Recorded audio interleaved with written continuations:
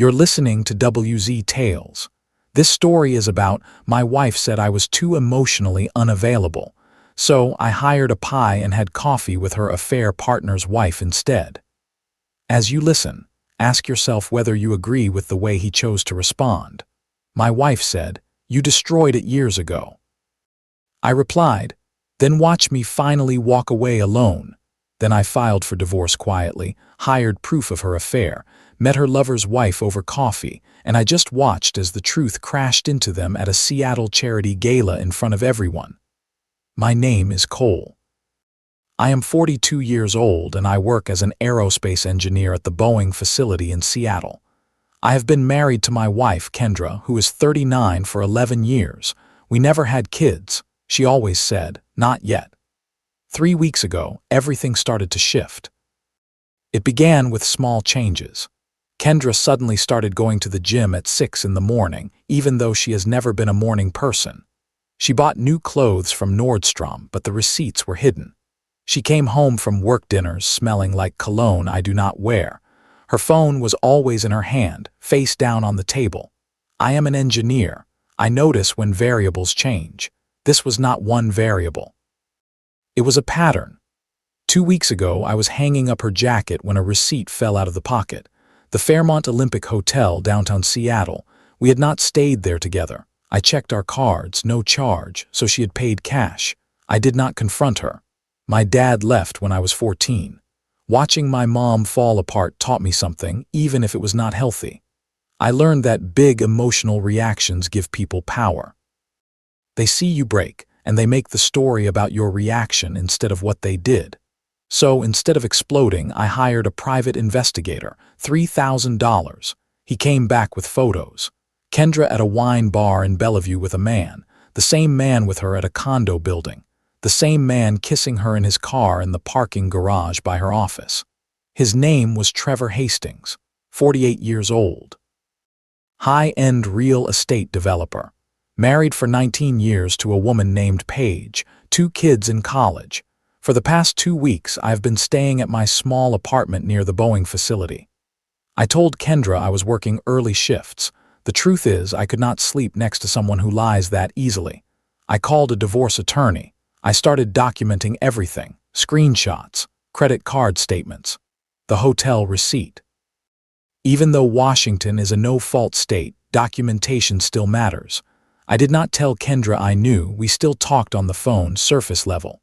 "How is work?" "Fine." She told me about marketing campaigns. I told her about aircraft specs. We sounded like coworkers, not partners. We were 2 roommates performing a marriage. I looked up Trevor online, successful developer, philanthropist, on arts boards. The kind of man who looks polished in every photo. His wife, Paige, used to be an investigative journalist for the Seattle Times. Her old articles were on political corruption and corporate crime. She was sharp and fearless. Then her bylines stopped in 2010.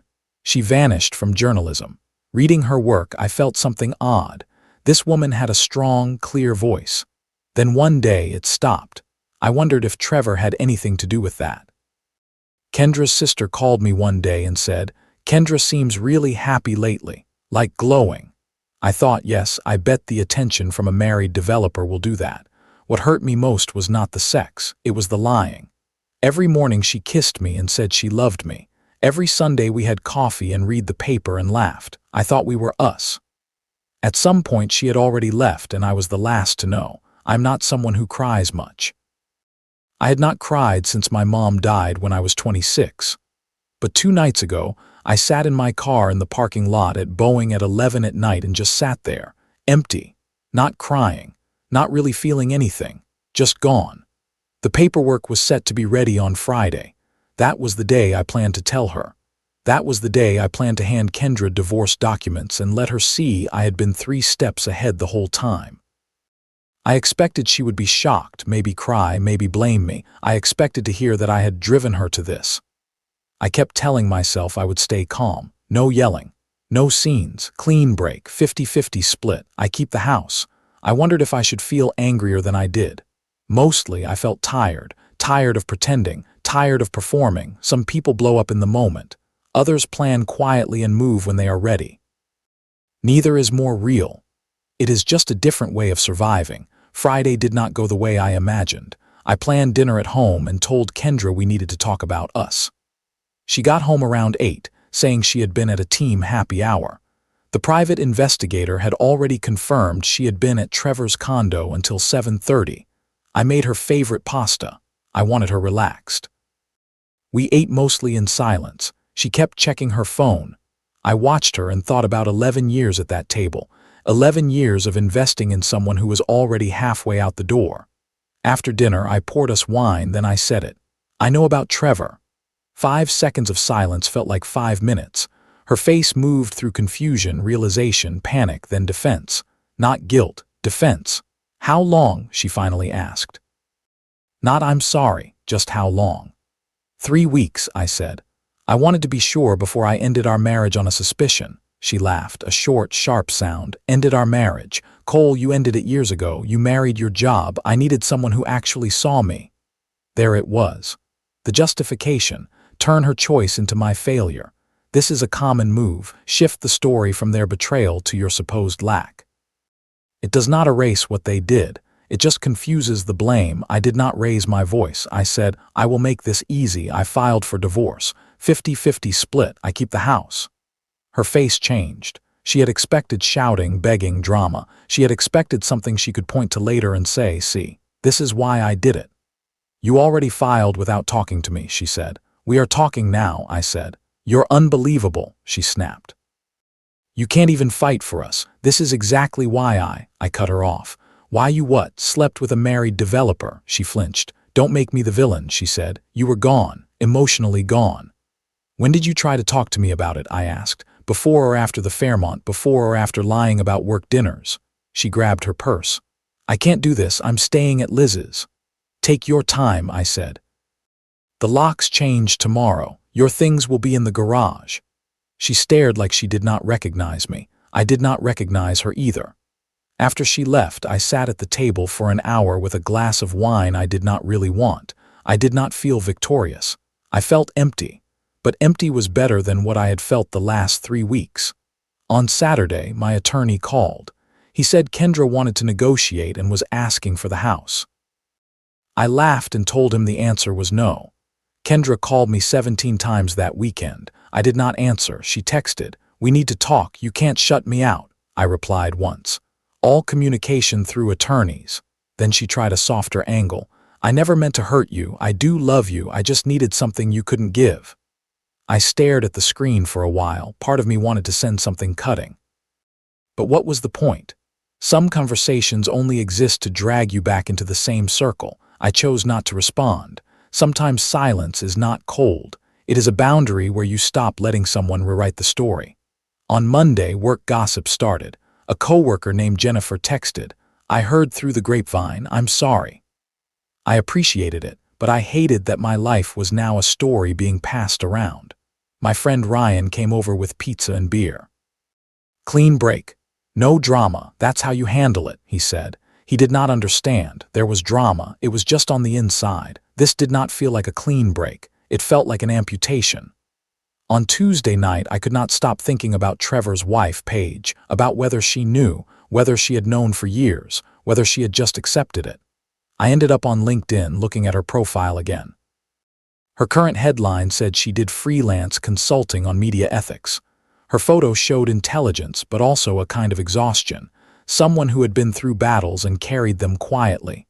I did something impulsive. I sent her a connection request. She accepted within an hour. I stared at the blank message box, wondering what I was doing. This woman did not know me. She did not know about the affair. I could have left her out of this. Still, I kept thinking about her old articles on corruption and trust, about how she had stopped writing. I finally typed, "I'm an aerospace engineer interested in media ethics and investigative journalism. I saw your consulting work in this area. Would you be open to discussing integrity frameworks in corporate communications?" It was professional, vague, and technically true. I was interested in ethics and betrayal, just not only in companies. The next morning, she replied, "I'd be happy to discuss. Coffee next week." I did not tell anyone about it, not Ryan, not Jennifer, not my attorney. I was not planning revenge. I was curious. Curious about the woman who had been married to Trevor for 19 years. Curious what she knew. Curious if she was like me, performing a marriage while the other person was already gone. On Wednesday, Kendra texted me. "Trevor and I are taking a break. I want to work on us. Can we talk?" I read it 5 times. Taking a break, not ending it. She wanted to keep him as an option while seeing if she could secure me again. I did not answer. On Thursday, I met with my attorney. We went over the timeline, expected settlement, next steps. He said most cases like ours settle in about 3 months. No kids, both employed, clear documentation. If she wanted to drag it out, we could go to court, but she did not have much leverage. For the first time, I felt something close to peace. The train was moving forward, not fast, but not stuck anymore. Coffee with Paige was 4 days away. I still did not know what I expected from it. The next Tuesday, I met Paige at a quiet coffee shop near the University of Washington. I got there first and ordered a coffee I did not really want. I sat there for 5 minutes questioning every decision that had brought me to that table. Then she walked in. Paige was not what I pictured. She looked professional and composed, but there was a wariness in her eyes, like she was always braced for something to hit from the side. We shook hands. She ordered tea. We made small talk. Then she looked straight at me. "You're not really interested in media ethics consulting, are you?" she said. My stomach dropped. "What makes you say that?" "I'm an investigative journalist," she said, "or I was. You have the look people get when they want information, not conversation. What is this really about?" I could have lied. I should have. Instead, I gave her a partial truth. "I'm recently separated," I said, "going through a divorce. I'm trying to understand how people disconnect from marriages without warning.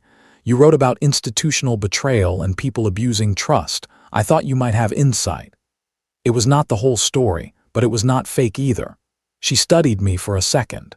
"Interesting way to ask for free therapy," she said. "I'm sorry," I said. "No, it's fine," she said. "I'm just trying to figure out if you're a creep or just bad at social planning." I laughed. Maybe both. Something in her softened, almost a smile.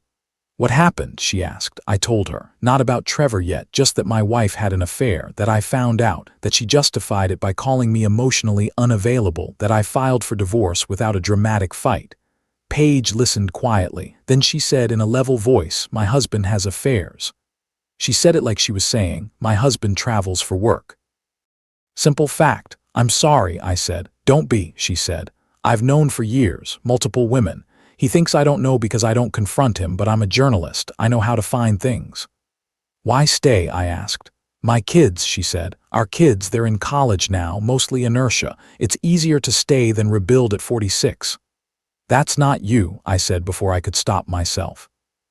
"You exposed corruption and held powerful people accountable. You can't tell me you're staying because it's easier."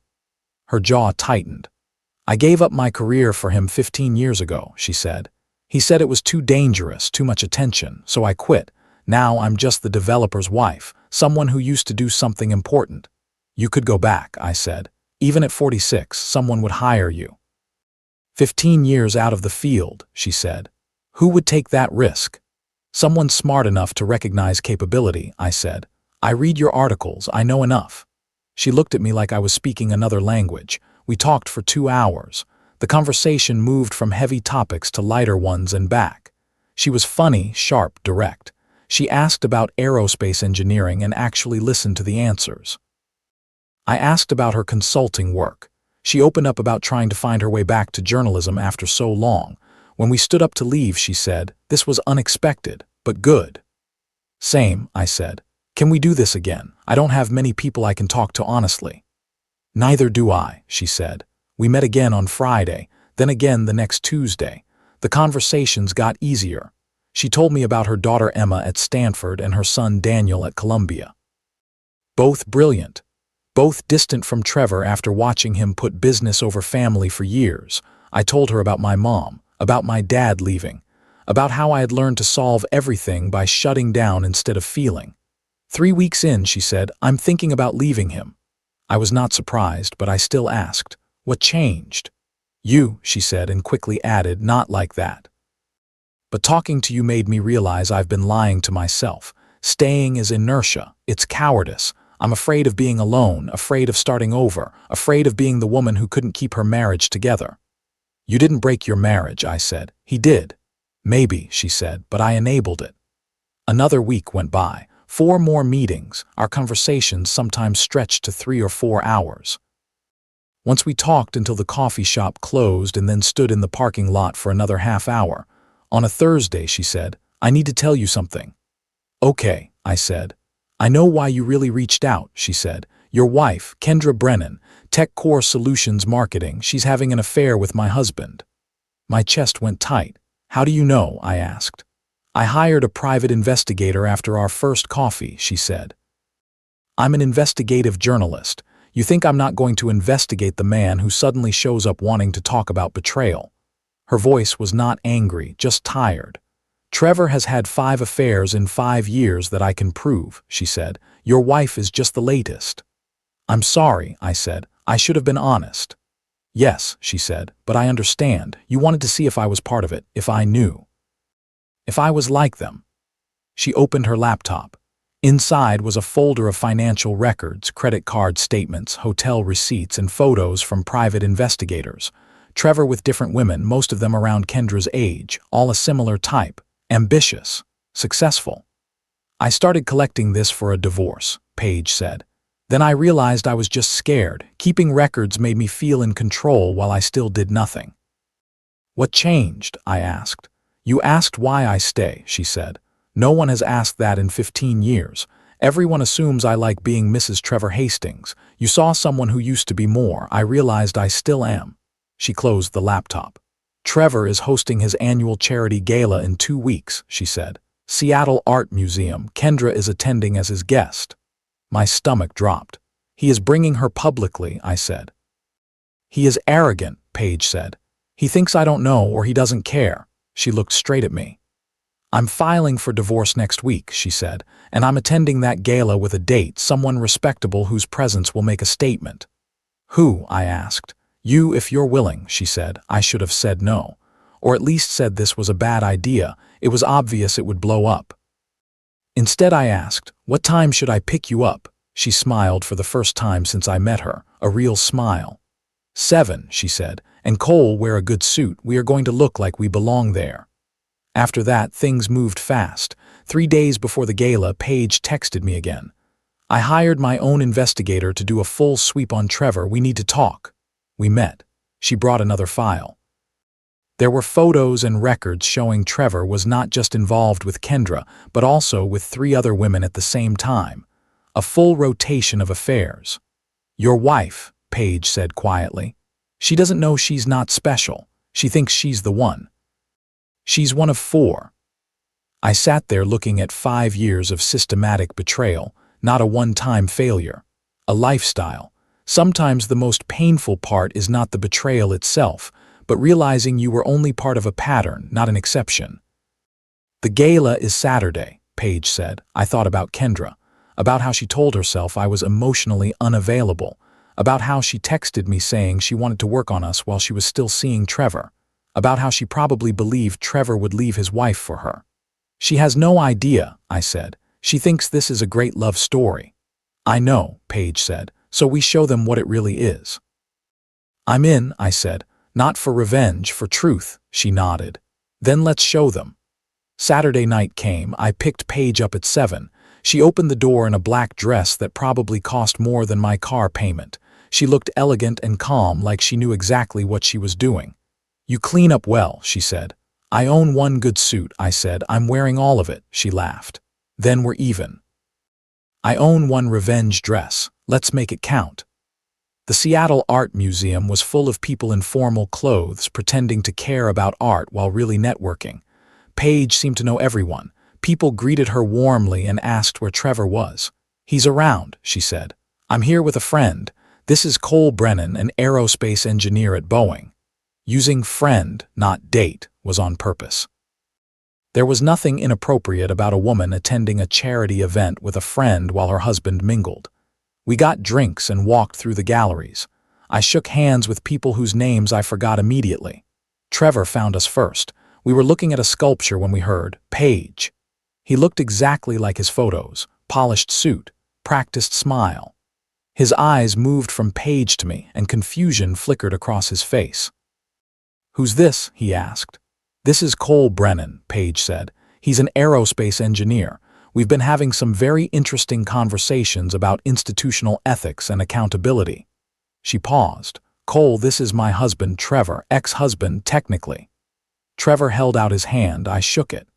"Aerospace engineering," he said. "Interesting field, lots of variables. Small miscalculations can bring down entire structures." "True," I said. "The details matter." I saw his eyes drift across the room and land on someone. His expression changed. Kendra, in a blue dress. She looked incredible and completely unprepared for what she was walking into. She saw me before she saw Paige. Her steps slowed. "Cole," she said, "what are you doing here?" "Attending a charity event supporting the arts," I said. "You." Her eyes snapped toward Trevor. Then to Paige, then back to me. "You two know each other," she said to Paige. "Yes," Paige said. "We've been having coffee several times. Cole is a very good conversationalist, very honest. It's refreshing in a world where people lie so comfortably." The four of us stood there in an awful little square. Other guests started to notice. Trevor grabbed Paige's arm. "We need to talk. Privately."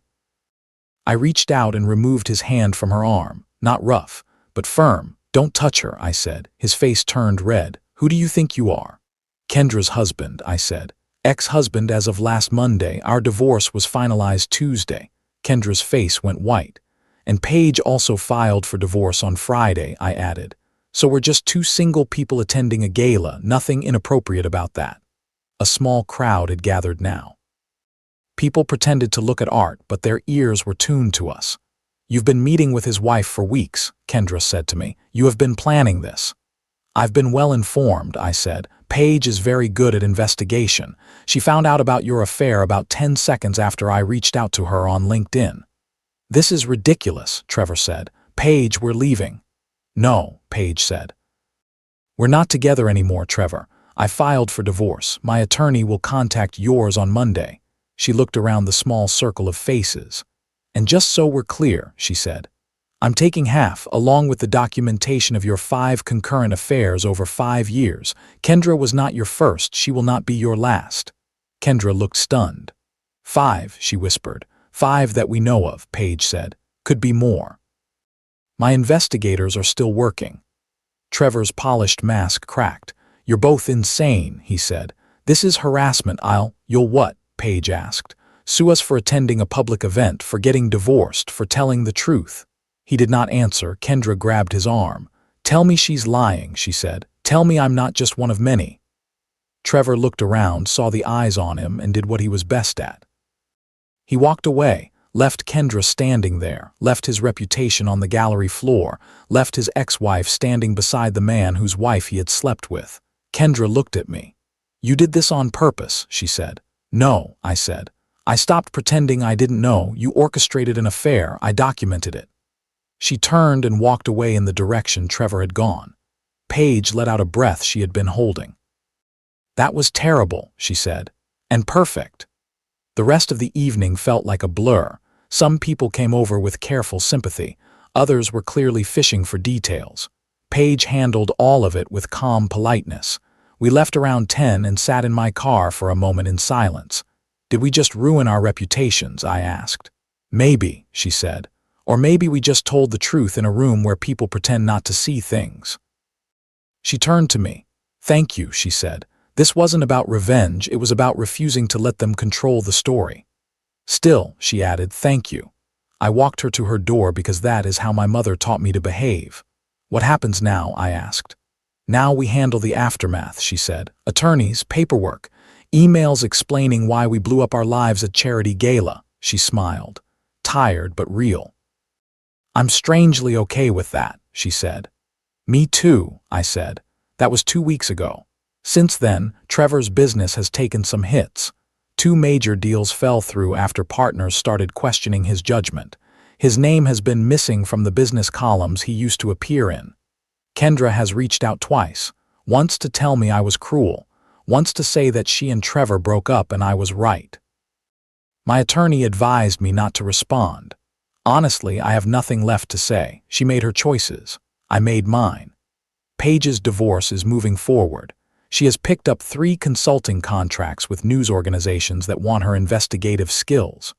She is rebuilding her career at 46. She says she loves it. We still have coffee every Sunday morning. Sometimes we talk about lawyers and settlements, sometimes about work. Sometimes we just sit in comfortable silence and read the paper. Last Sunday, she asked, "Are people going to think we're together?" "Probably," I said. "Are we?" she asked. I thought about it. "I don't know. I don't think I'm ready," I said, "and you're not either." "Yeah," she said, "but I'm glad you're in my life." "Same," I said. "That is where we are. 2 people who were betrayed who found each other in the aftermath. Not together. Not apart. Just sharing the same space while we heal at our own pace. Reminding each other that we are not crazy." Ryan asked me if I regret the gala. I don't. I regret marrying someone who could lie for months. I regret not seeing the signs sooner. I regret a lot of things. But I do not regret standing in that museum next to Paige and refusing to pretend everything was normal. Kendra texted yesterday. "Trevor and I broke up." "You were right." I did not answer. The truth is, I do not think about Kendra much anymore. Not with anger, not with longing, just with nothing. That feels like progress. Paige published an article last week about power dynamics and institutional betrayal. It spread around journalism circles. She did not name Trevor, but everyone in Seattle knows. She texted me the link with the words, "Felt good to write again." "It felt good to read," I replied. "You're brilliant." Her answer was simple. "Coffee Sunday." "Always," I wrote back. "There is no dramatic, new love ending here. No neat bow. Just 2 people who survived something hard and are slowly rebuilding. The best revenge is not making someone hurt. It is refusing to let them keep hurting you. Life is starting to feel pretty good." Lesson 1. When someone uses "you're emotionally unavailable" to justify secret affairs, that is not communication. That is blame shifting. Lesson 2. Quiet planning and boundaries can be just as powerful as anger when you are leaving a dishonest partner.